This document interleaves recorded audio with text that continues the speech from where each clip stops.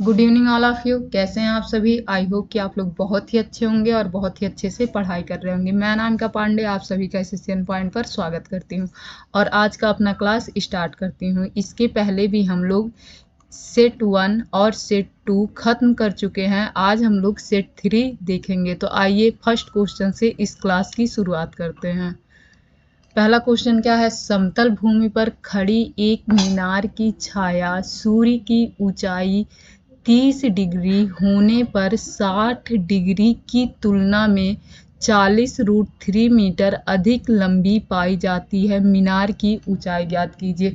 देखिए क्वेश्चन ए है कि एक मीनार रहता है, जब इस मीनार की छाया 60 डिग्री पर बनती है, उसकी तुलना में जब इस मीनार की छाया 30 डिग्री पर बनती है तो 40√3 मीटर और अधिक लंबी छाया बनती है। तो मैं क्या कही हूँ, फिर से बताती हूँ आप लोगों को। जो ये मीनार की छाया 60 डिग्री पर बन रही है, उसकी तुलना में जब यह मीनार की छाया 30 डिग्री पर बनती है तो 40√3 अधिक लंबी बनती है। हमारा फिगर कुछ ऐसे बन के तैयार हुआ। अब हमें मीनार की ऊंचाई ज्ञात करनी है।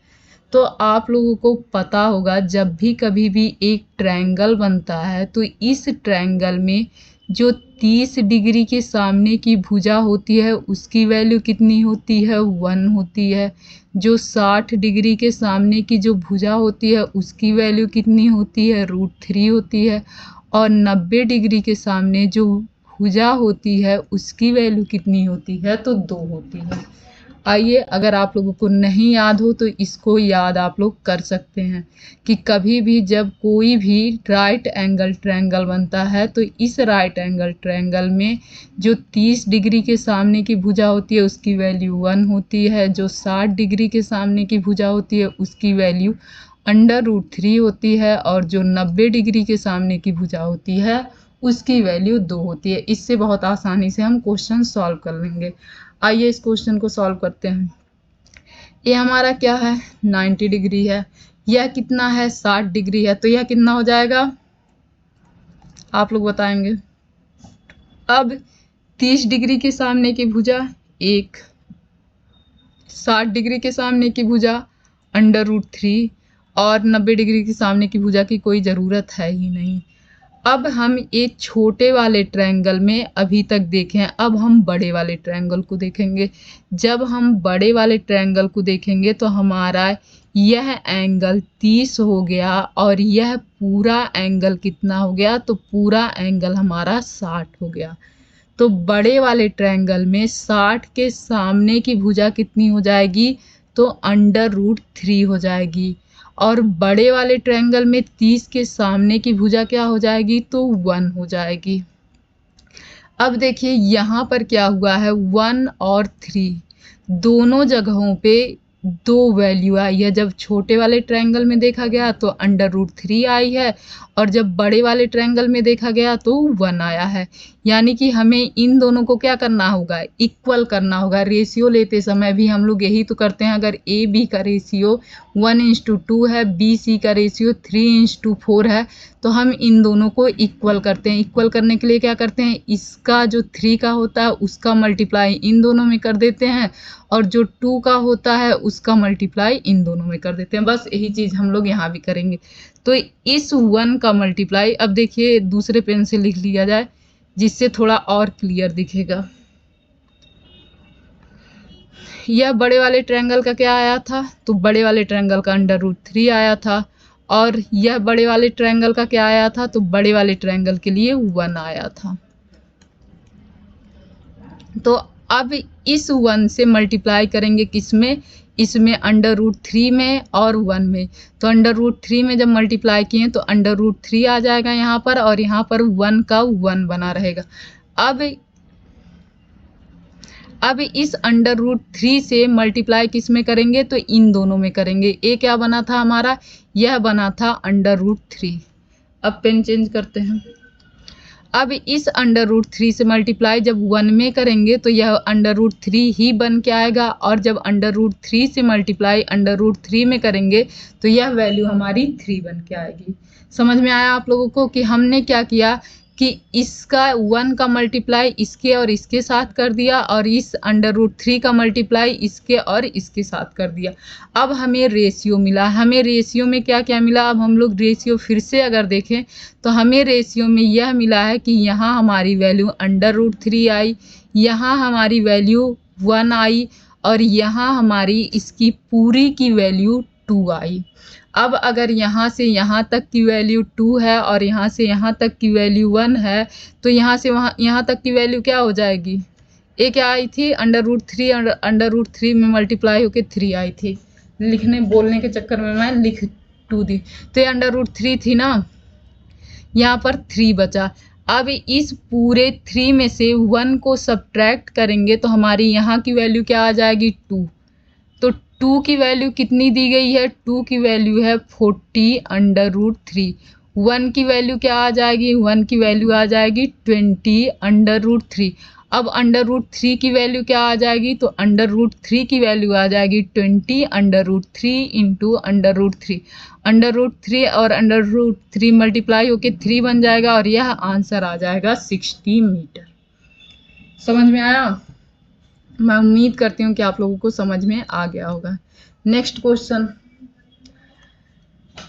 लोगों के एक समूह में पुरुष, महिलाएं और बच्चे शामिल हैं। यदि उनमें से 40% पुरुष हैं, 35% महिलाएं हैं और बाकी बच्चे हैं, और उनका औसत वजन क्रमशः 70 केजी, 60 केजी और 30 केजी है, तो समूह का औसत वजन बताइए।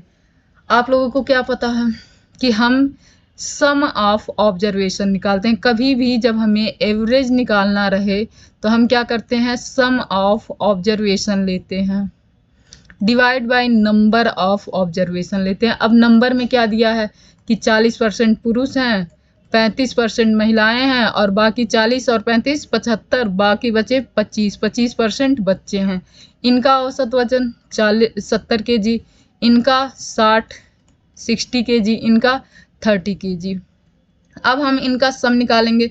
सम के लिए क्या करते हैं, इन दोनों का मल्टीप्लाई, इन दोनों का मल्टीप्लाई, इन दोनों का मल्टीप्लाई, और सबको जोड़ देंगे, तब क्या मिलेगा, हमें सम मिल जाएगा। फिर जो नंबर है, नंबर कितने हैं, टोटल 100 हैं, 100 से डिवाइड कर देंगे, हमारा आंसर आ जाएगा। लेकिन मैं क्या कही थी आप लोगों से कि जो नंबर होते हैं उन्हें हम सिंप्लीफाई करके छोटा कर सकते हैं, यानी कि उनका हम रेशियो ले सकते हैं। लेकिन किसका, जो नंबर होगा, ये नंबर ही तो है कि 40% क्या है, पुरुष है। अगर 100 पूरी टीम रही होगी पुरुष महिला बच्चों की, तो 40 हमारे मेल हो जाएंगे, 35 फीमेल हो जाएंगे, और 25 बच्चे हो जाएंगे। इसका मतलब ये क्या है, ये नंबर ही तो दिया गया है, तो नंबर को हम सिंप्लीफाई करेंगे, इसका रेशियो लेंगे। 5 से अगर हम काट देंगे तो 5 8 40, 5 7 35, 5 बचे 25। अब हमारी वैल्यू छोटी हो गई, जिससे मल्टीप्लाई करना क्या हो जाएगा, आसान हो जाएगा। तो इन दोनों का मल्टीप्लाई करेंगे तो हमारा कितना आ जाएगा, 8 7 56। इन दोनों का मल्टीप्लाई करेंगे तो हमारा कितना आ जाएगा, तो ये आ जाएगा 7 6 42। इन दोनों का मल्टीप्लाई करेंगे 150। अब इसे हम लोगों को क्या करना है, ऐड कर देना है। तो ऐड करके हमारा कितना आ जाएगा, हमारा आ जाएगा 0। 6 2 8 और 5 कितना होता है, 8 5 13 होता है, और फिर ये 4 9 1 10 1 11 आ जाएगा। और टोटल संख्या कितनी आ जाएगी, 8 7 15 15 5 20 हो जाएगा। और इसे हम लोग क्या करेंगे, सिंप्लीफाई करेंगे, तो ये 5 बार में, फिर 6 बार में, फिर 5 बार में चला जाएगा। और सारा वजन किस में था, केजी में था ना, केजी में, तो इसका आंसर भी किस में आएगा, केजी में आएगा। अब इसे आप लोगों को लिखने में तो दिक्कत नहीं होगी, समझ में आ ही गया होगा। अब चलते हैं नेक्स्ट क्वेश्चन। एक कार 5 घंटे में 275 किमी की दूरी तय कर सकती है। यदि इसकी गति 5 किमी पर घंटा कम कर दी जाए तो कार को 250 किमी की दूरी तय करने में कितना समय लगेगा। देखिए बोला क्या है कि 5 किमी अगर कम कर दिया जाए, जो उसकी चाल है उसमें से 5 किलोमीटर घटा दिया जाए, 5 किलोमीटर पर आवर घटा दिया जाए, तो उसे 250 किलोमीटर की दूरी तय करने में कितना समय लगेगा। अब सबसे पहले हमें क्या चाहिए, हमें चाहिए स्पीड। जब स्पीड मिलेगी तभी तो उसमें से हम लोग 5 किलोमीटर पर आवर्स घटाएंगे, पर घंटा घटाएंगे, तब तो इसमें डिवाइड करके हम लोग क्या निकाल सकते हैं, हम लोग समय निकाल सकते हैं। समय इज इक्वल टू क्या होता है, दूरी बटा चाल। तो आइए स्पीड निकालते हैं। जो पहला दिया है यहाँ से यहाँ तक पढ़ते हैं। एक कार 5 घंटे में 275 किमी की दूरी तय कर सकता है। तो आइए यहीं से निकालते हैं। तो 275 क्या हो जाएगा, हमारा चाल इज इक्वल टू हो जाएगा 275 डिवाइड बाई 5, और ये हमारा निकल के आएगा चाल। चाल कितना निकल के आ गया, तो 55 किलोमीटर पर आवर्स। अब हमें चाल मिल गया और इस चाल में से हम 5 किलोमीटर पर आवर सब्ट्रैक्ट कर देंगे तो हमारा नया चाल मिल जाएगा, जिससे हमें क्या करना रहेगा, इस 250 को भाग देना रहेगा। तो ये कितना आ गया, ये हमारा आ गया 50 किलोमीटर पर आवर।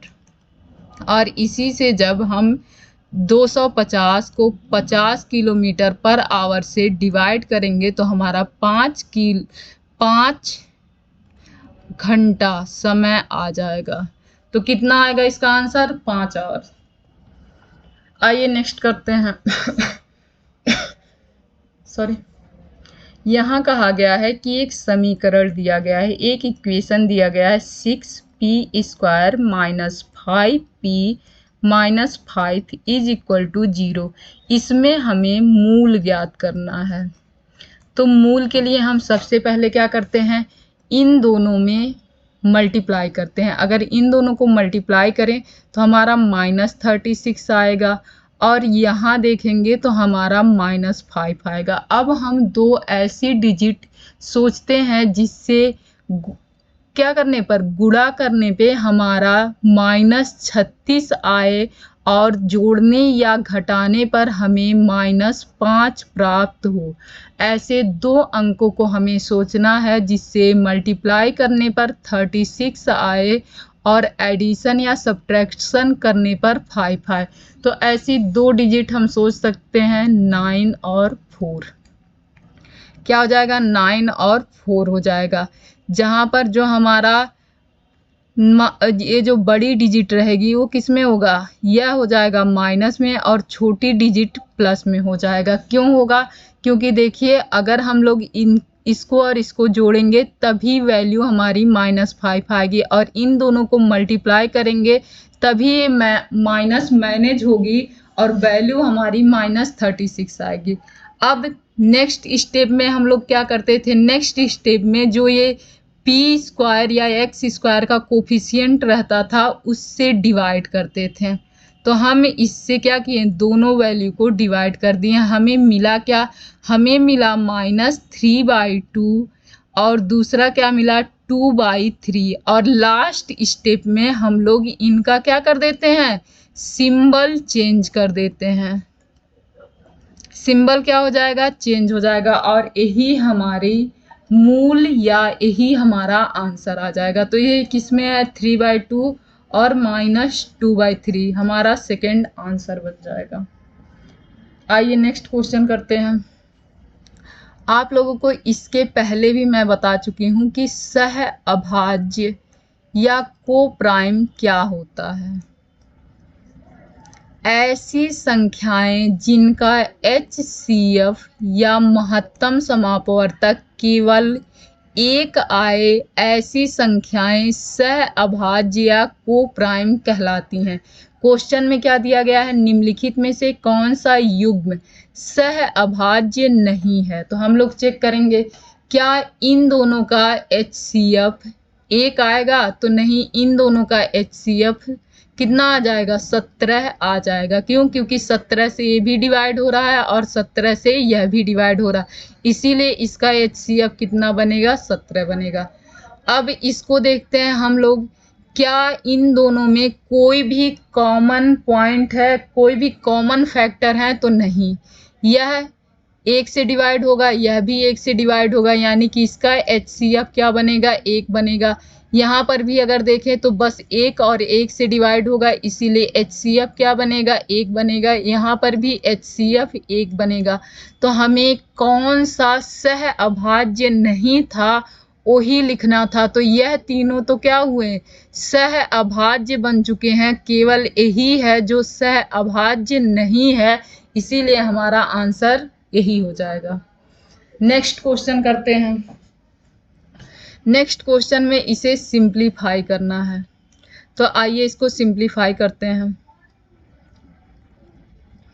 मल्टीप्लाई किससे करना है, 5 से करना है। फिर है 31 इंटू 21, फिर है -22 इंटू में है 63 माइनस 52। अब अगर हम इसे 5 से मल्टीप्लाई करें तो हमारा क्या हो जाएगा, तो हम सीधा लिख सकते हैं 25 पचे 125 और 5 तियां 15। तो ये 2 डिजिट छोड़ के हम लोग यहाँ 15 लिख लेंगे, तो ये हमारी जो वैल्यू आएगी वो आ जाएगी 1625। यहाँ कितनी वैल्यू आएगी, 1625। इसे आप लोग डायरेक्ट भी मल्टीप्लाई कर सकते हैं, जैसे 5 पचे 25, 5 दूना 10, 2 12, 5 तियां 15, 1 16 हो गया। अब हम 21 से करेंगे तो 21 1 जा 21 होता है, फिर 21 3 जा 63 होता है, 63 में 2 जोड़ेंगे तो ये 65 आ जाएगा हमारा। फिर हमारा नेक्स्ट अगर देखा जाए तो 63 में से 52 को सब्ट्रैक्ट करेंगे तो हमारा 11 आ जाएगा। 11 11 2 जा होता है हमारा 22, फिर 11 2 जा हमारा 22 हो जाएगा और 2 को ऐड करेंगे तो 24 हो जाएगा। यह इसमें से सब्ट्रैक्ट होके हमारा कितना आएगा, तो 1 में से अगर 2 सब्ट्रैक्ट हो तो हमारी वैल्यू आएगी 9, फिर यहाँ जो हमारी वैल्यू आएगी 0 और यहाँ हमारी वैल्यू आ जाएगी 4।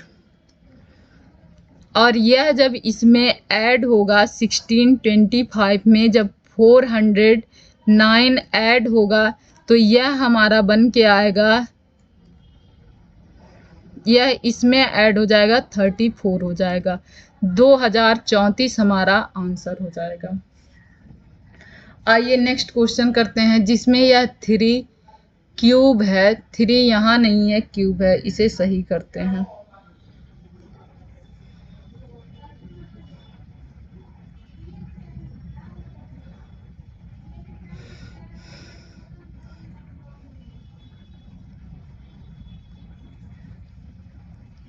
यह था क्वेश्चन।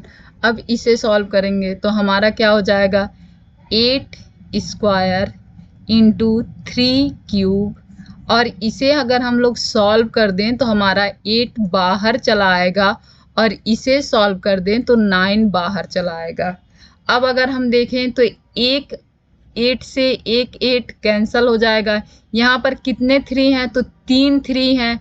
इस 3 से 2 3 कैंसिल हो जाएगा, बचेगा कितना, 1 3 बच जाएगा, यानी कि यहाँ 8 बचेगा और यहाँ पर केवल 1 3 बचेगा, और इन दोनों को मल्टीप्लाई कर दें तो हमारा आंसर आ जाएगा।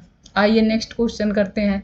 एक पिता और उसकी पुत्री की वर्तमान आयु का योग 80 वर्ष है। पिता है और पुत्री है,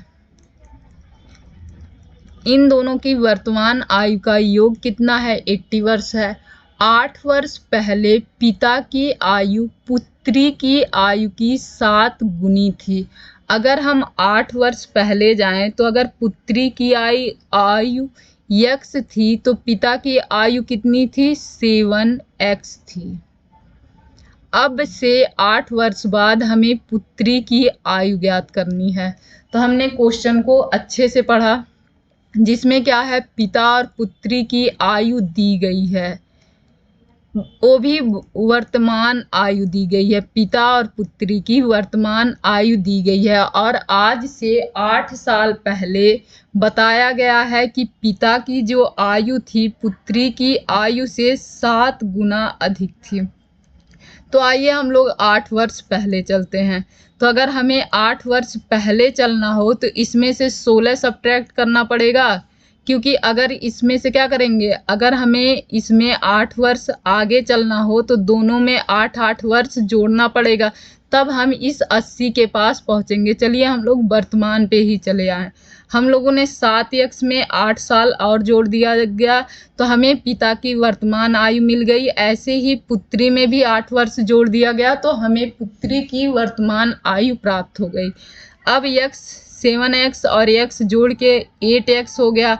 ये हमारा 8 16 हो गया, और यह 16 जब इधर जाएगा तो यह 16 सब्ट्रैक्ट होगा और सब्ट्रैक्ट होके ये बनेगा हमारा 64। अब x की वैल्यू यहाँ से क्या आई, तो x की वैल्यू यहाँ से 8 आ गई। अब क्या बोला गया है कि अब से 8 वर्ष बाद पुत्री की आयु, यह x क्या थी, 8 वर्ष पहले की पुत्री की आयु थी। वर्तमान में पुत्री की आयु कितनी हो जाएगी, तो 16 वर्ष हो जाएगी। और अब से 8 वर्ष बाद यानी कि एक 8 और जोड़ेंगे और हमारा आंसर क्या बनेगा, 24 वर्ष। नेक्स्ट क्वेश्चन, 108 और 144 का महत्तम समापवर्तक या HCF ज्ञात कीजिए। तो आइए देखते हैं। तो यह डिजिट 108 किससे भी कट सकती है, 12 से कट ही सकती है, बट 108 36 से भी कट सकती है जो इसमें से सबसे बड़ा है, और फिर 144 भी 36 से कट सकती है, क्योंकि 36 तियां 108 होता है और 36 चौको कितना होता है, 144 होता है। तो हमारा HCF क्या बन के आएगा, HCF हमारा 36 बन जाएगा। HCF होता क्या है, तो ऐसी सबसे बड़ी से बड़ी संख्या जो इसे भी विभाजित कर दे और इसे भी विभाजित कर दे, वही हमारा क्या होता है, वही हमारा HCF या महत्तम समापवर्तक होता है। तो इसका आंसर क्या बनेगा, 36 बन जाएगा। अब इस क्वेश्चन को पढ़ते हैं।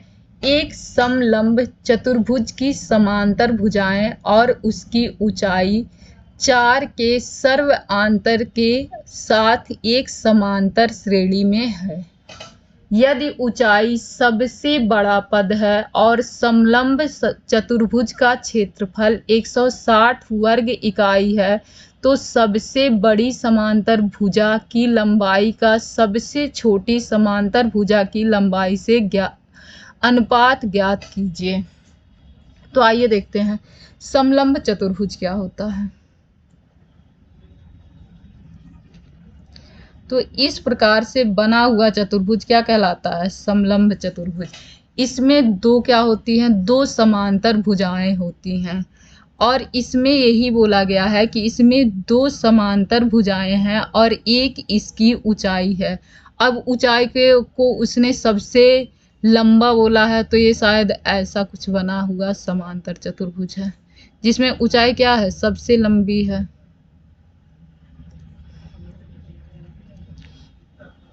अब देखिए कह रहा है जो इसकी दो समांतर भुजाएं हैं और जो इसकी ऊंचाई है वह समांतर श्रेणी में है,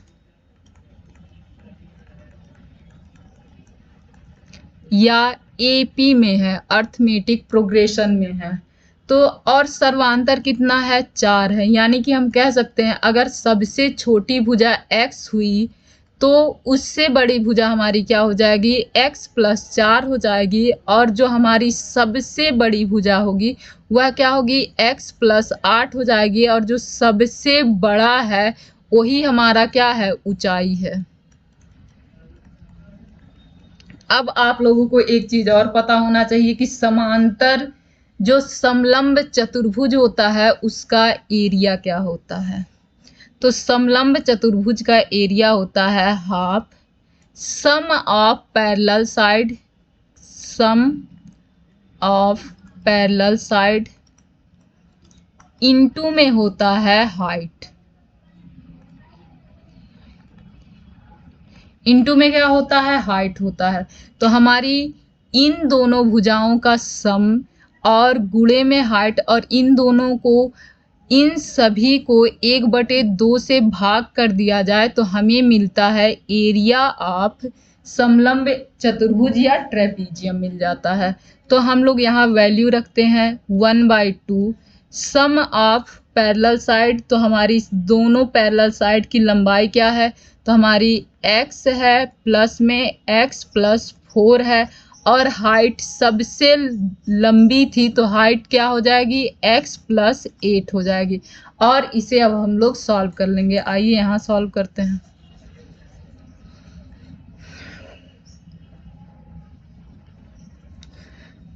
तो यह आएगा क्या, हमारा एरिया कितना दिया गया है 160 इज इक्वल टू 1/2 x कितना हो जाएगा 2x प्लस में 4 इंटू में x + 8।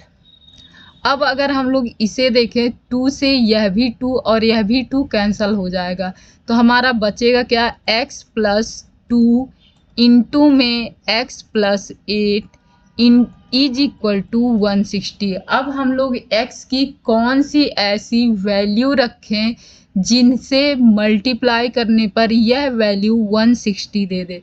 तो अगर आप लोग ध्यान दीजिए, तो अगर हम यहाँ पर 10 बना दें और यहाँ पे अगर हम लोग 16 बना दें तो हमारा 160 आ जाएगा।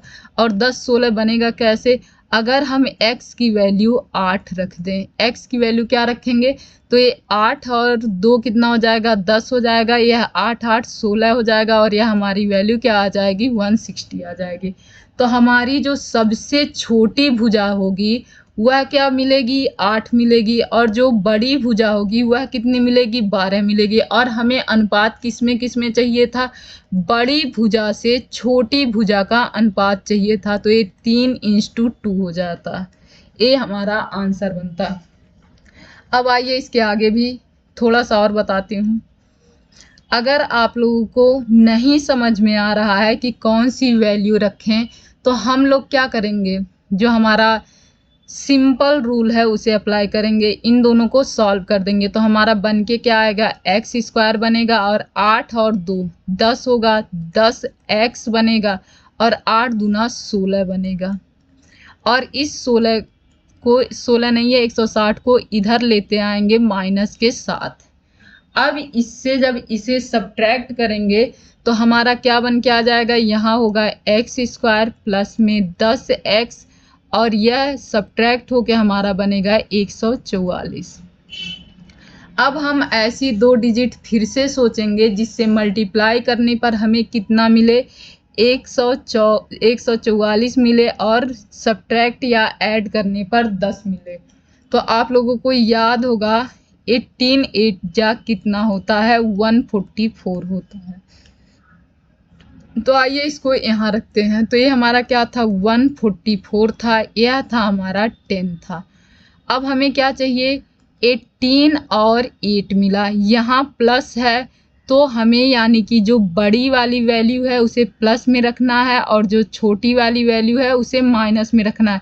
क्यों, क्योंकि यहाँ माइनस में है। x² के कोफिशिएंट 1 है तो 1 से डिवाइड करने पर कोई फ़ायदा नहीं होने वाला है। फिर हम एट लास्ट सिंबल चेंज करते हैं। सिंबल चेंज करने के बाद हमारा -18 आया और +8 आया, तो माइनस वाली वैल्यू नहीं कंसीडर होगी क्योंकि कोई भी लंबाई निगेटिव में नहीं हो सकती। तो हमारी वैल्यू क्या बनेगी, 8 बन जाएगी। और 8 रख के हम लोग छोटी भुजा और बड़ी भुजा निकाल सकते हैं और उनका अनुपात भी। तो आइए नेक्स्ट क्वेश्चन करते हैं।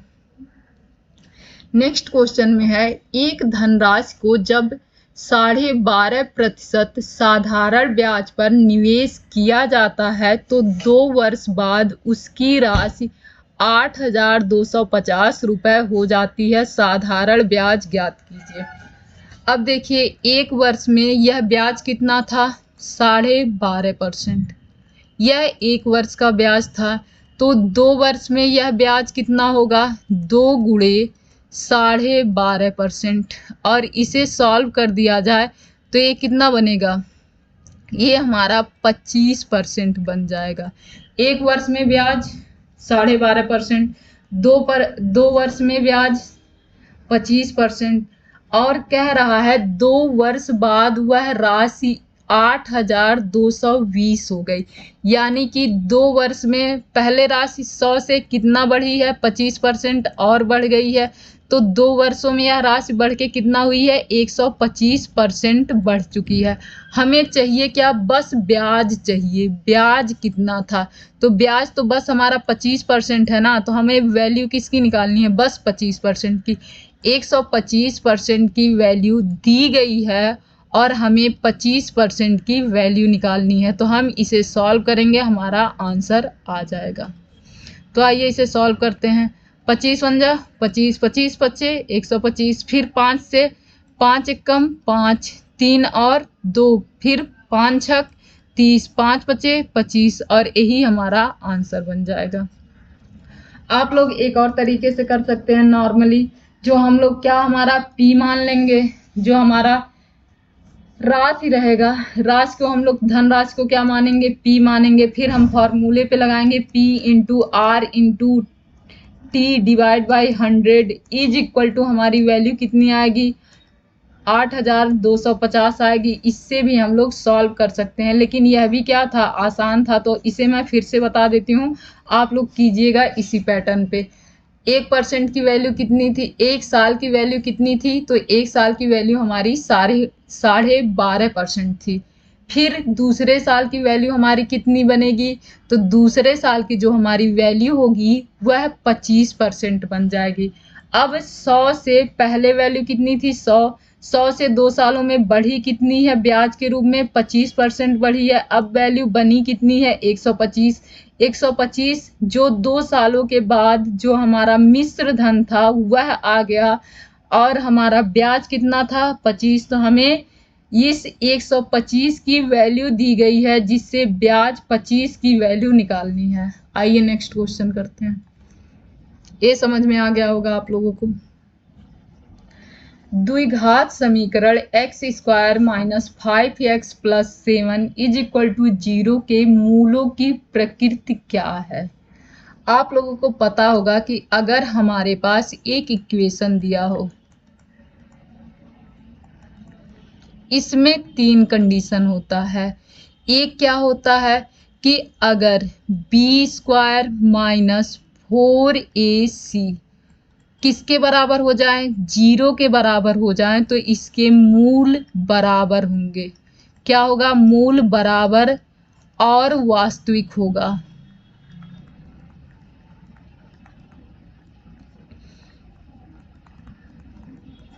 पहला कंडीशन क्या है, अगर b² माइनस 4ac 0 के बराबर हो जाए तो इसके मूल, जो दोनों मूल होंगे वो बराबर हो जाएंगे और वास्तविक संख्या हो जाएगी। और दूसरा कंडीशन हमारा क्या है कि अगर b² माइनस 4ac पॉजिटिव आ जाए, क्या आए, मोर देन 0 आ जाए, इसकी वैल्यू क्या हो, 0 से बड़ी हो, तो ऐसी कंडीशन में जो हमारे मूल होंगे वह वास्तविक होंगे, लेकिन बराबर नहीं होंगे बल्कि असमान होंगे। और तीसरी कंडीशन हम लोग देखेंगे कि अगर b² माइनस 4ac की वैल्यू निगेटिव आ जाए, ऐसी कंडीशन में हमारे जो मूल होंगे वो काल्पनिक होंगे।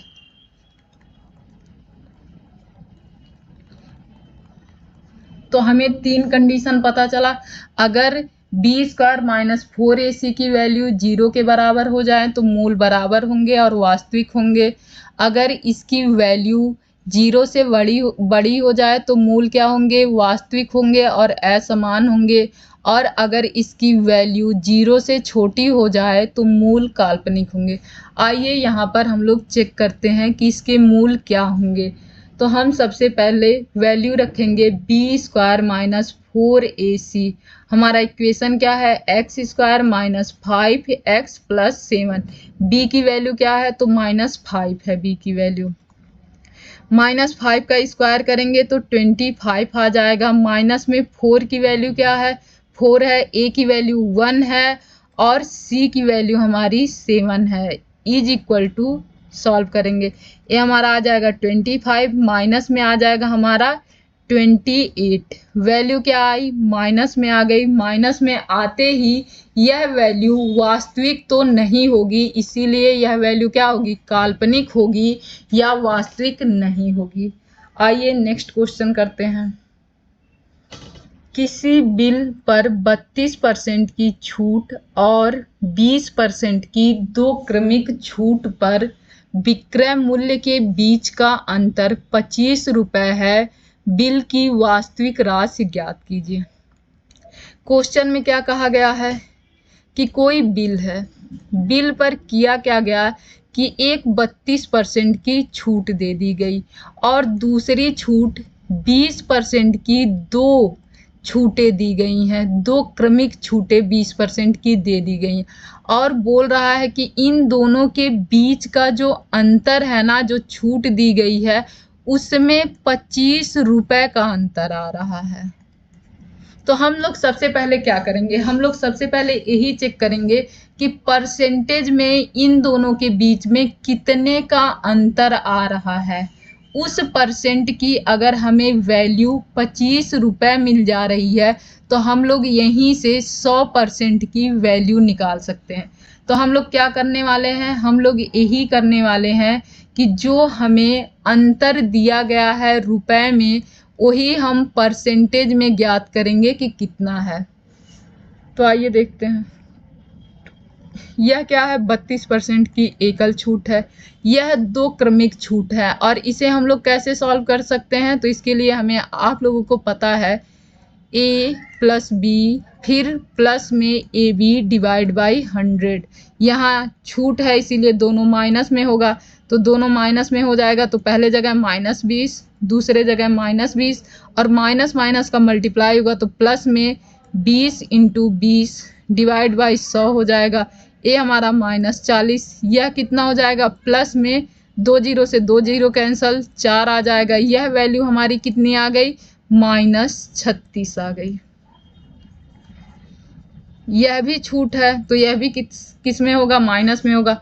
अब परसेंटेज में इन दोनों का अंतर कितने का आया, परसेंटेज में जो अंतर आया है वह आया है 4 का। परसेंटेज में अंतर 4 का आ गया और इसकी वैल्यू हमें कितनी दी गई है, 25 रुपए दी गई है। अगर हमें 4% की वैल्यू पता है तो हम 100% की वैल्यू भी निकाल सकते हैं। क्या होगा, 25/4 × 100 और इससे इसमें डिवाइड हो जाएगा और हमारी वैल्यू कितनी आ जाएगी, 625। यही था बिल का वास्तविक मूल्य या वास्तविक राशि, 625। आइए नेक्स्ट क्वेश्चन करते हैं। एक नियमित बहुभुज में भुजाओं की संख्या ज्ञात कीजिए यदि इसका प्रत्येक आंतरिक कोण 160 डिग्री हो। आप लोगों को पता होगा कि अगर कोई भी बहुभुज दिया गया हो तो इस बहुभुज में भुजाओं की संख्या, जितनी ही भुजा होती है उतने ही उसके एंगल भी होते हैं। ये आप लोगों को पता होगा, जितनी उसकी साइड होती हैं उतने ही उसके एंगल भी होते हैं। तो हमें क्या पता चला कि अगर n साइड है तो उसके एंगल की भी संख्या कितनी होगी, n ही होगी। बस इसे मैं आप लोगों को क्यों बताई हूँ, अभी देखते हैं इस क्वेश्चन में क्यों बताई हूँ। अब देखिए, हमें किसी भी बहुभुज के सारे एंगल के सम का फॉर्मूला पता है। क्या होता है, n-2 × 180। इससे क्या मिला, इससे अगर कोई भी नियमित जो बहुभुज था उसके भुजाओं की संख्या अगर n थी तो हमें मिल गया सारे एंगल का सम। अगर हमारे पास एक एंगल की वैल्यू दी गई हो तो उसमें जितने एंगल होते हैं उन एंगल की संख्याओं से अगर मल्टीप्लाई कर दिया जाए तो हमें सारे एंगल का सम मिल जाएगा उस बहुभुज का। तो यहाँ भी क्या हुआ, n × 160 is equal to n-2 × 180 बराबर हो जाएगा।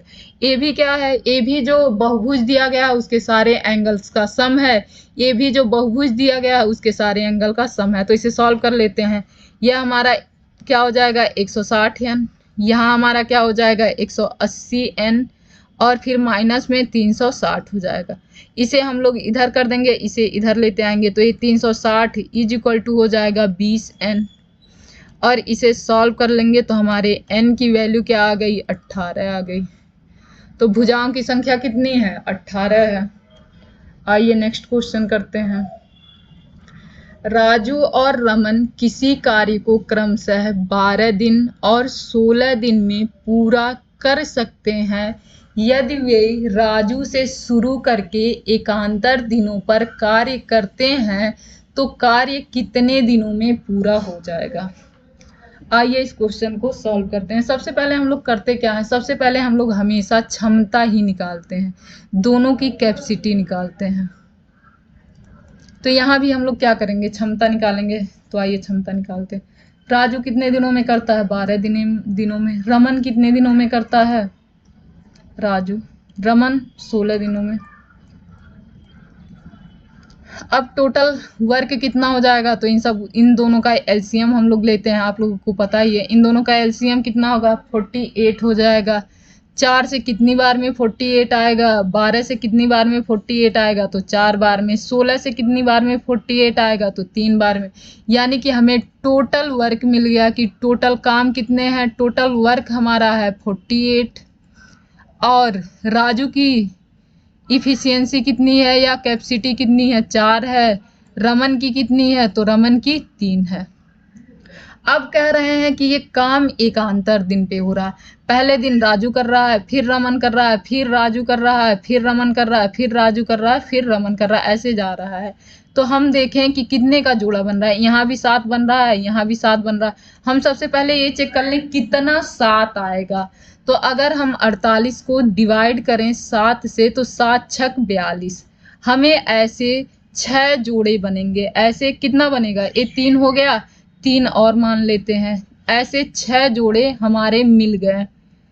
अब आते हैं, अब कितना बच गया, 42 के बाद भी बचा हमारा 6 है। तो फिर राजू करेगा ना, राजू करेगा। राजू कितना काम कर दिया, 4 काम कर दिया।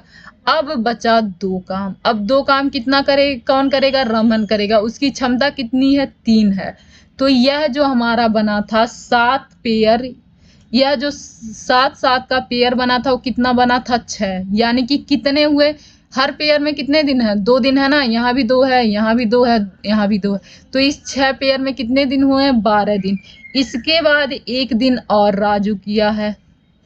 इसके 1 दिन के बाद 2/3 दिन रमन काम किया है और काम पूरा हो गया है। इन सबको ऐड कर लेंगे तो हमारा 13 सही 2/3 आएगा और यही आंसर हो जाएगा।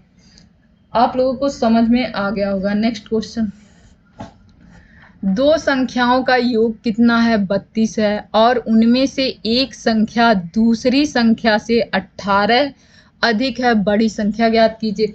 इसे कल मैं आप लोगों को बताई थी कि जब ऐसे क्वेश्चन आए कि 2 संख्याओं का योग दिया हो, 2 संख्याओं का क्या है योग दिया गया हो, और दोनों में से कह दे कि एक संख्या कुछ अंक बड़ी है। जैसे यह कितनी बड़ी है 18 बड़ी है, किससे, दूसरी वाली से। अगर पहली वाली को ए मान ले तो दूसरी वाली क्या हुई, बड़ी हो गई, कुछ अंक बड़ी है। कितनी बड़ी है 18 बड़ी है। अगर हमसे बड़ी वाली संख्या पूछ ले तो जो हमारा योग दिया गया है उसमें 18 जोड़कर हम लोग क्या करेंगे, उस क्वेश्चन का आंसर निकालेंगे। 18 जोड़ लेंगे, 18 जोड़कर 2 से डिवाइड कर देंगे। क्या करेंगे, अगर बड़ी वाली संख्या पूछे तो जितना बड़ा हो उतना जोड़कर 2 से डिवाइड करके आंसर निकाल लेंगे। लेकिन अगर छोटी वाली संख्या पूछ ले तो हम क्या करेंगे, हम उतना घटा कर आंसर निकाल लेंगे, और घटाने पे हमारा कितना आएगा तो 14 आ जाएगा, और छोटी वाली संख्या हमारी कितनी आ जाएगी 7 आ जाएगी। और इसे अगर इतना ना समझ में आए तो आप लोग नॉर्मली कर सकते हैं। एक संख्या हमारी a हो जाएगी, दूसरी संख्या हमारी क्या हो जाएगी a + 18 हो जाएगा। और आप लोग ऐसे ही करके इन दोनों का सम 32 है तो छोटी वाली संख्या इससे घटाएंगे तो हमारा क्या आएगा 2a = हमारा आ जाएगा 14। 18 इसमें से घटेगा 14 आएगा, ए की वैल्यू हमारी 7 आएगी। तो छोटी वाली संख्या अगर 7 है, इसमें अगर घटाए भी हम लोग सही है, तेजी में फ्लो में इतना भी नहीं फ्लो करना। 2a हो गया और 32 में से 18 को हमें क्या करना है, घटाना है। और घटाने के बाद हमें हमारे पास आएगा कितना, 4 1 14 ही आएगा। और इसमें ऐड कितना करना है, हमें 18 ऐड करना है। हाँ सही था। a इक्वल टू कितना आया था, 7 आया था। और इसमें ऐड कितना करना था, हमें 18 ऐड करना था। और बड़ी वाली संख्या हमारी 25 आ गई थी। तो आप लोग इसे भी अप्लाई कर सकते हैं। और उसे तो डायरेक्ट अप्लाई कीजिए कि हाँ अगर बड़ी वाली संख्या पूछा है तो इन दोनों को जोड़िए, 32 और 18 50 हो गया, 50 का आधा 25, सीधा आंसर। नेक्स्ट क्वेश्चन कह रहा है डी स्क्वायर प्लस में 1/d² इज इक्वल टू 18। हमें वैल्यू किसकी ज्ञात करनी है, डी क्यूब माइनस में 1/d³ की। तो अगर हम दोनों तरफ क्या करें, 2 ऐड कर दें, तो ये हो जाएगा d² प्लस में 1/d² plus 2 is equal to, हमें क्या करना था, सब्ट्रैक्ट करना है, ऐड नहीं करना है, क्या करना है, सब्ट्रैक्ट करना है। क्यों, क्योंकि हमें वैल्यू किस में चाहिए, निगेटिव में चाहिए। तो हम दोनों तरफ सब्ट्रैक्ट करते हैं 2 को।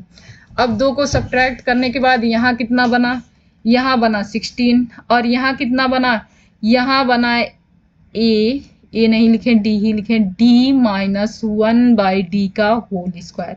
इसका होल स्क्वायर क्या होगा, d², फिर बीच में प्लस आएगा आप लोगों का 1/d² होगा, और माइनस में 2 इंटू डी इंटू 1/d होगा। डी से डी कैंसल, हमारे पास बन के क्या आया ये, यानी कि इसके जगह पे हम लोग क्या लिख सकते हैं, d माइनस 1/d का होल स्क्वायर। तो आइए लिखते हैं, इसके जगह पे क्या लिखेंगे, d माइनस 1/d का होल स्क्वायर।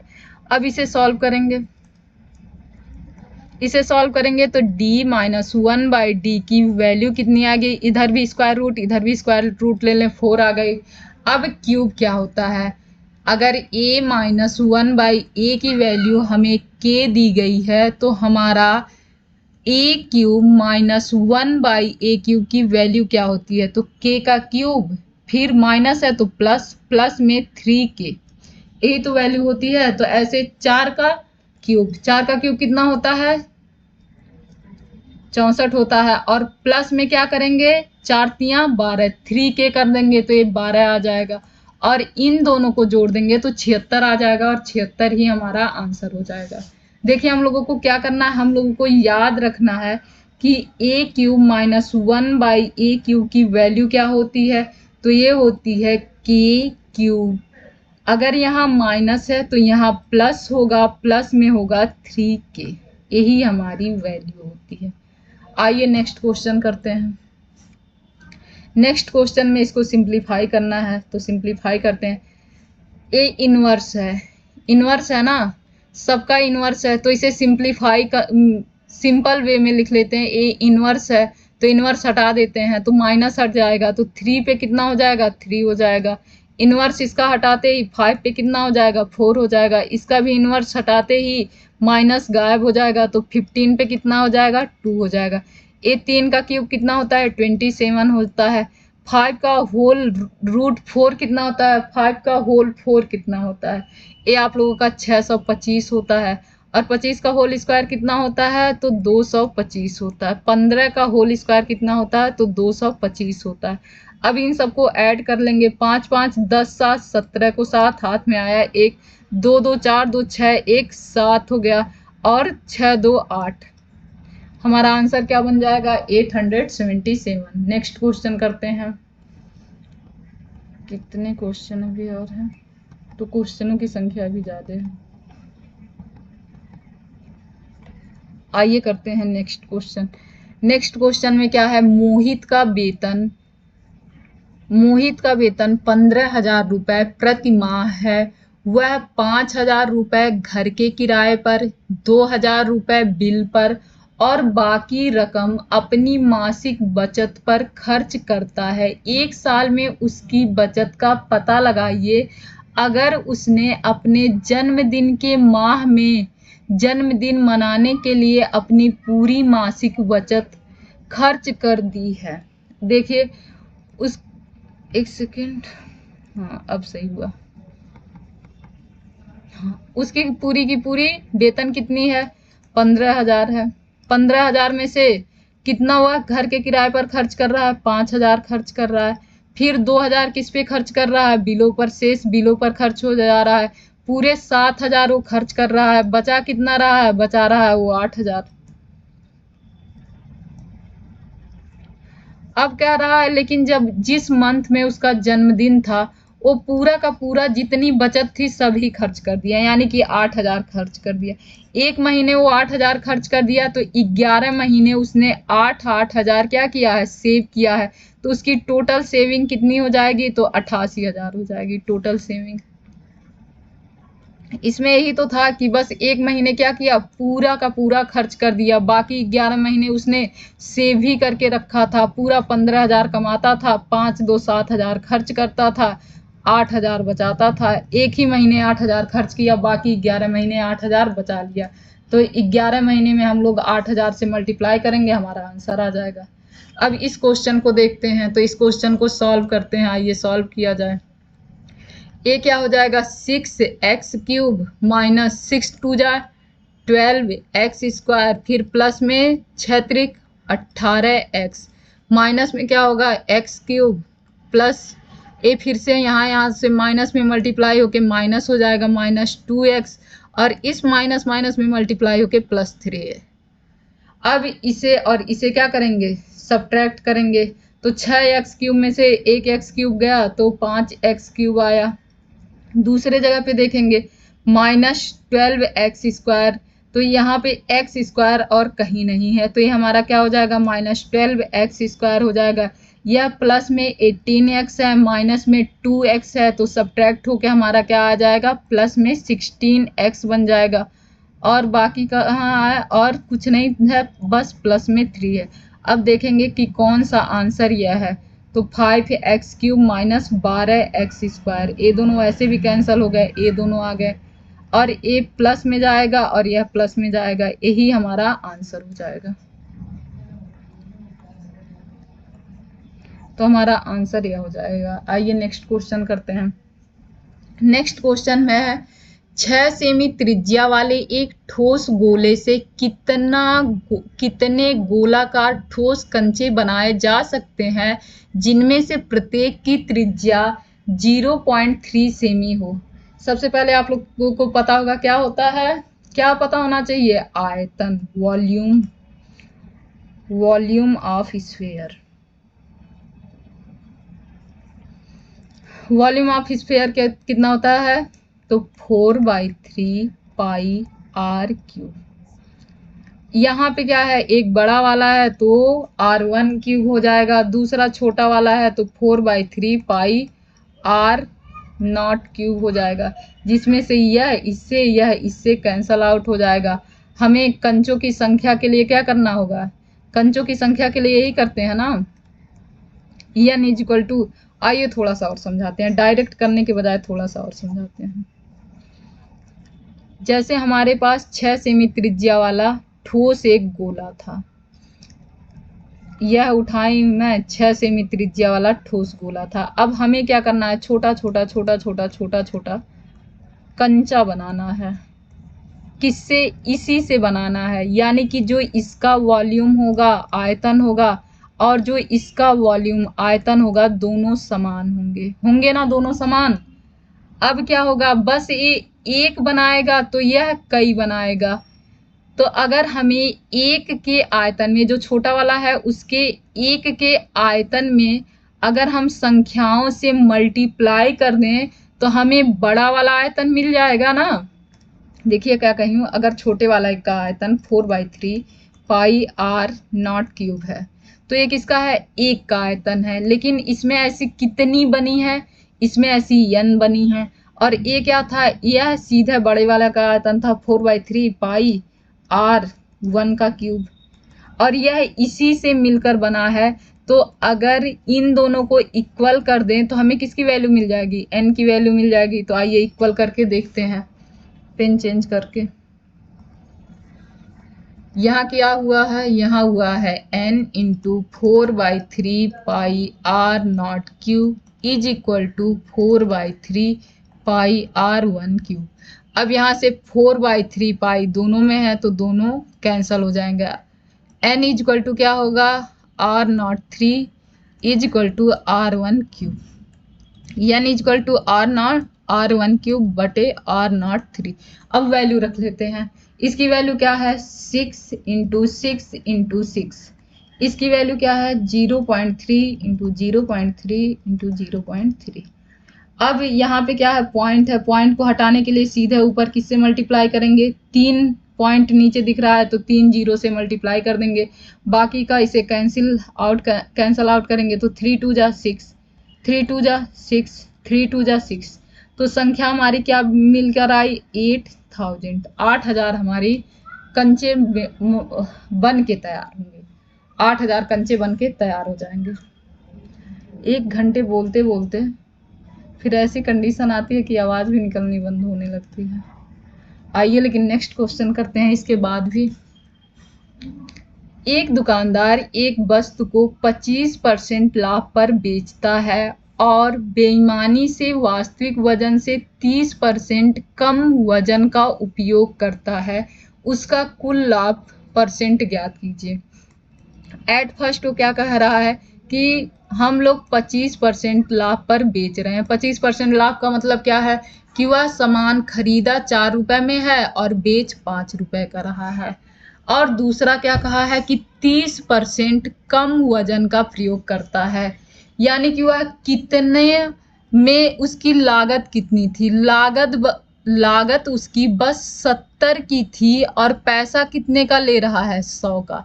लागत कितने की है, तो लागत है 70 की और पैसा कितने का ले रहा है, 100 का।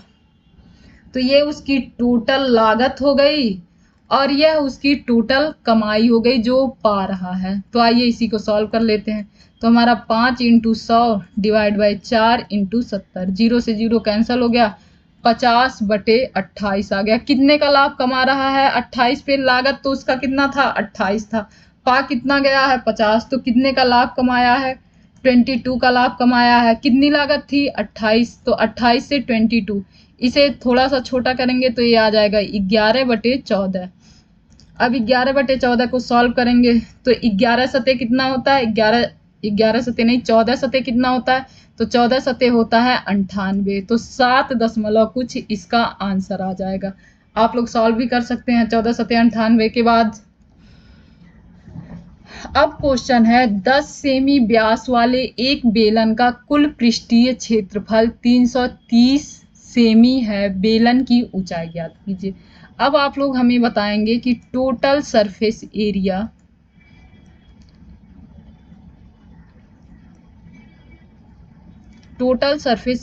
ऑफ सिलेंडर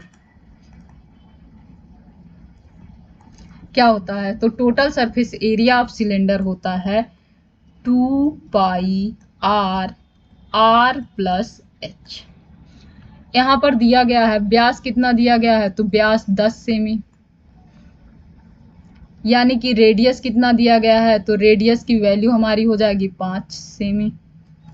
टोटल पृष्ठीय क्षेत्रफल दिया है, टोटल सरफेस एरिया हमारा कितना दिया है, 330। अब इसे हम लोग क्या करेंगे, पुट कर देंगे। पुट करेंगे तो टोटल सरफेस एरिया 330, 2 की वैल्यू 2, पाई की वैल्यू 22/7, r की वैल्यू कितनी दी गई है, 5। यहाँ क्या है, 5 प्लस h है। तो यहाँ से हम लोग क्या कर सकते हैं, यहाँ से हम लोग 5 और 2 से 10 बना सकते हैं। 10 से 1 0 गया।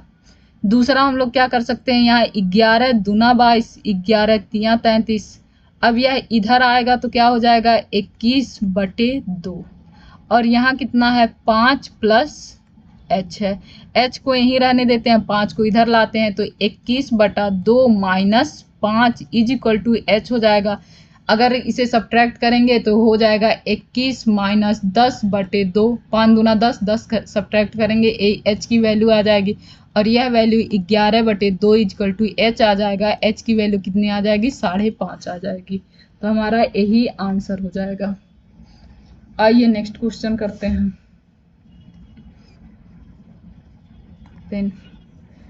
इसको कैसे निकालते हैं आप लोगों को पता होगा कि अगर ए बी सी डी हो तो हमें इन दोनों को मल्टीप्लाई करते हैं और इन दोनों को मल्टीप्लाई करके इक्वल रख लेते हैं, यानी कि b into c is equal to a into D.